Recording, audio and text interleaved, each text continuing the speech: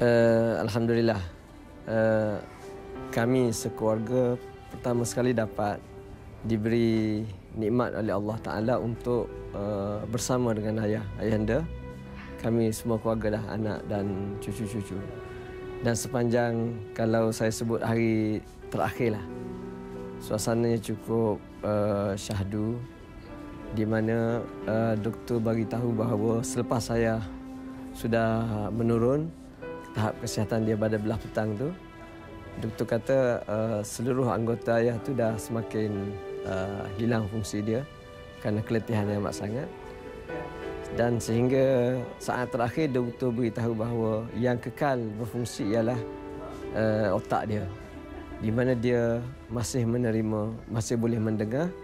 Dan doktor arahkan supaya keluarga, doktor nasihatkan kalau keluarga nak bercakap pun bercakaplah. Dan saya tengok setiap kali kami bercakap, air mata keluar daripada mata ayah, dan itulah saat saya gembira. Ada keluarga nak kesat pun saya tak bagi kesat supaya air mata tu kekal di wajah ayah. Itu suasana akhir yang saya kira cukup memberi khabar baik kepada kami keluarga.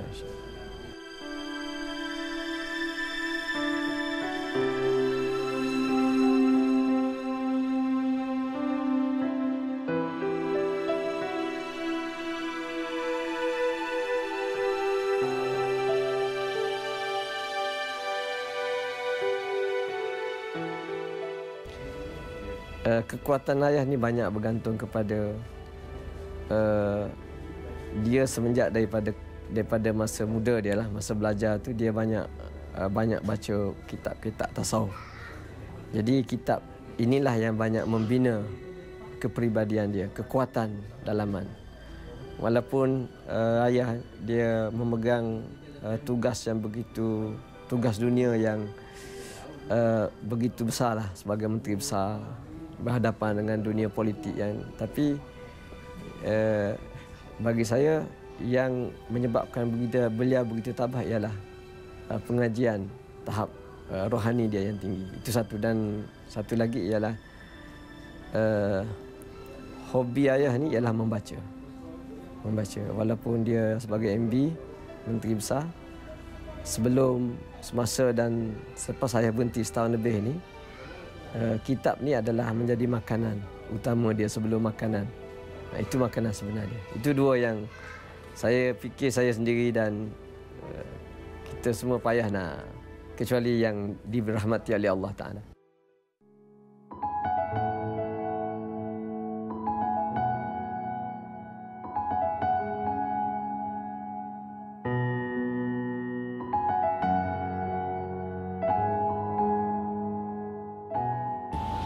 Ini sebelum Tok Guru menghembuskan nafas dia terakhir, pada 8 hari bulan tak silap saya, rumah ni ada kenduri, iaitu perkahwinan cucu Tok Guru.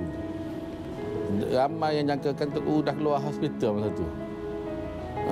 Gulai tidak mencukupi. Apatah lagi kalau Tok Guru tu masih segar sihat.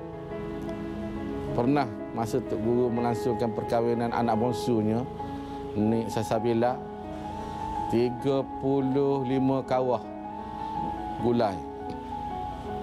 Saya yang diamanahkan untuk jaga bahagian potong daging ni. Orang kampung dah seluruh rakyat di Kelantan ni bersatu tenaga. Dan Tok Guru pula turun masa potong lembu tu, Tok Guru turun tengok, jumpa dengan orang kampung. Tok Guru tanya, buat sembang-sembang ni. Jadi kemesraan tu, walaupun dia seorang menteri besar, dia hamba lah dia ni.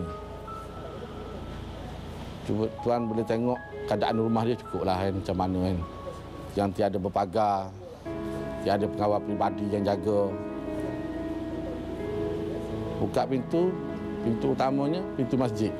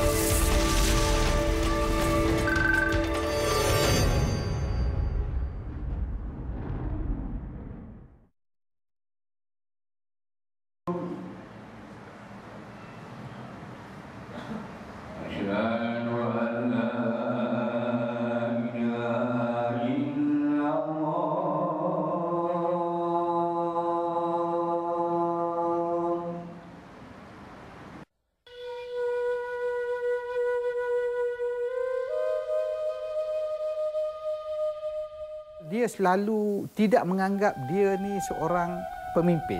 Dia menganggap dia ni seorang tok guru. Seorang tok guru, dan dia dah bina rumah tu dengan masjidnya, dan saya rasa dia itu adalah zon selesa dia. Zon selesa, dan dia merasakan peranan dia adalah menyampaikan ilmu. Jadi dah berpuluh-puluh tahun daripada dia muda, dia semenjak dia pulang daripada Mesir tu, dia kerja dia mengajar. Jadi itu sebab orang Kelantan dah sebati dengan dia. Berpuluh-puluh tahun dah, setiap hari Jumaat tu mereka akan penuh di dataran ilmu.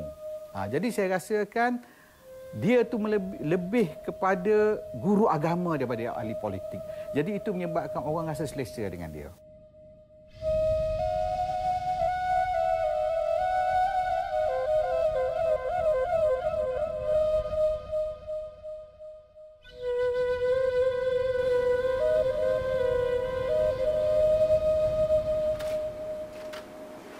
Personality yang kita lihat, bijaksanaan dia.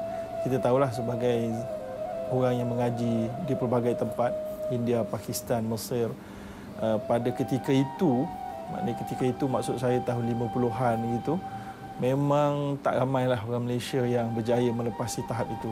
Jadi itu menunjukkan beliau ada seorang yang pintar, intelek.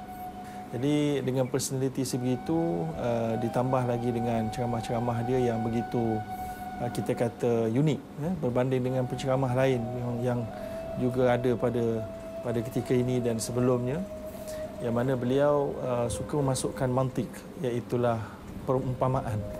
Jadi bila mana bawakan poin daripada Al-Quran, ada huraian, kemudian ada perumpamaan. Dia tak ada lucu, tapi dia ada perumpamaan. Jadi bagi mereka yang suka berfikir, ini satu perkara yang menangkap jiwa. Jadi ada perumpamaan-perumpamaan nak memudahkan kefahaman para pendengar.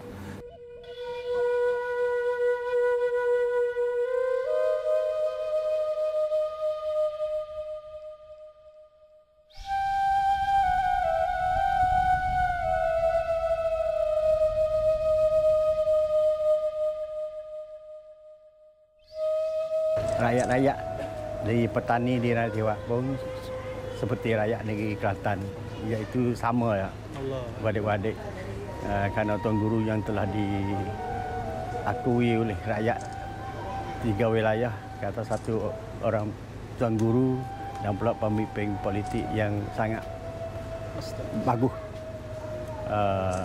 disanjung tinggi di atas pasal rakyat kedua-dua negeri.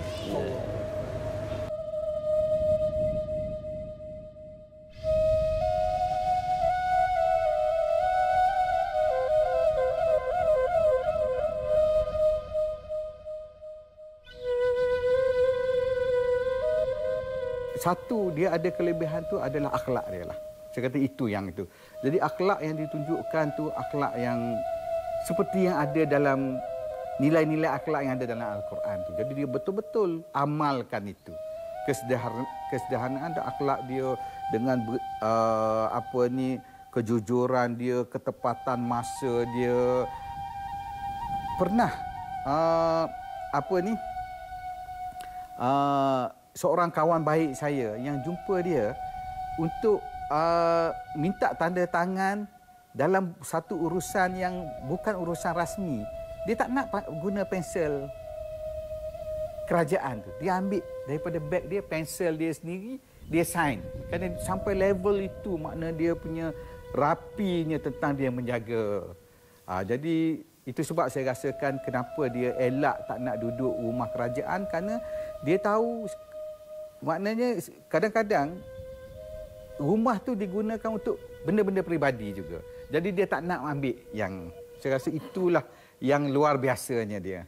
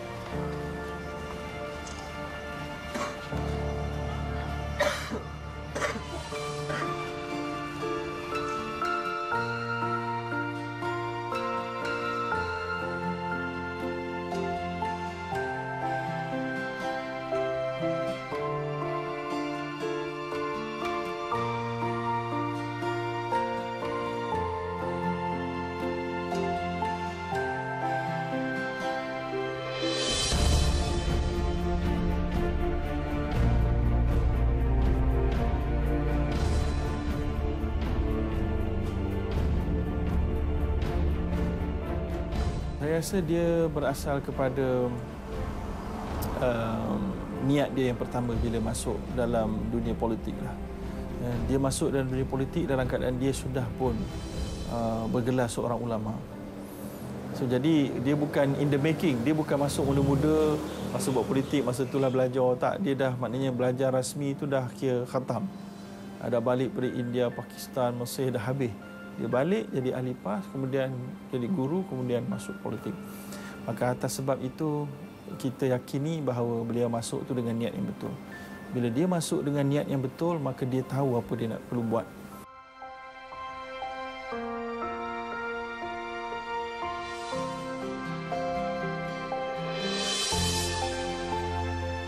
Yalah, saya rasa sebagai seorang pemimpin yang memahami, yang betul-betul berpegang kepada Al-Quran dan Sunnah, dia bertanggungjawab tentang apa saja yang dia buat. Jadi mungkin dalam masa pentadbiran dia, tanpa disedari, dia ada membuat silap. Jadi saya rasa sebagai seorang yang bertanggungjawab dan sebagai seorang yang betul-betul takut pada Allah, dia memohon maaf. Kerana jadi kalau orang rakyat memaafkan dia, dengan sendirinya dia pun boleh memohon maaf dengan Allah. Tapi kalau rakyat tak maafkan dia, saya rasa susah juga dia, dan kerana dia tahu kesannya. Jadi saya rasa seorang yang betul-betul belajar agama dan praktiskan. Setengah orang dia belajar tapi dia tak praktiskan.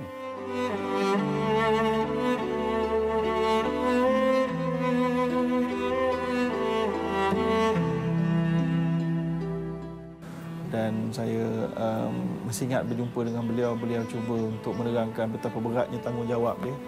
Dan selalunya beliau akan sebablah bila menceritakan beratnya tanggungjawab tu, dan dia takutnya berhadapan dengan Allah SWT. Kita cukup rasa seronok ada pemimpin yang begini. Sama macam apa yang cuba ditunjukkan oleh apa yang dicontohkan oleh Umar Al-Khattab. Ya, sampai ke Umar kata, kalau ada kambing mati di hujung sana, aku takut aku bertanggungjawab.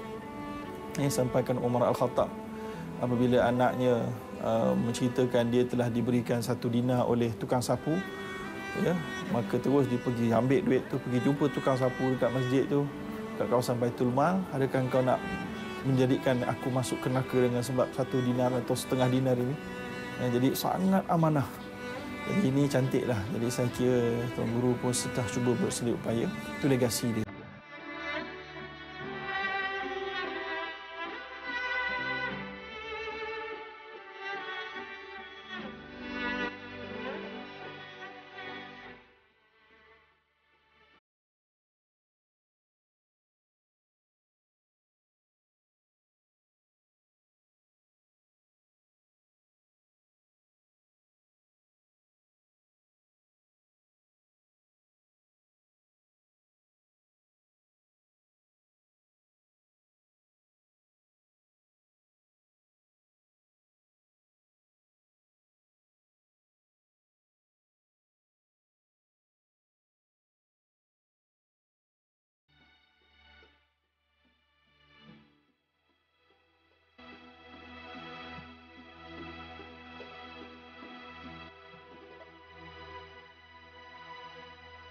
Kita berharap maknanya selepas pemimpin-pemimpin negara melihat bagaimana treatment yang diberi oleh rakyat terhadap Tok Guru, ini akan set satu benchmark yang baru.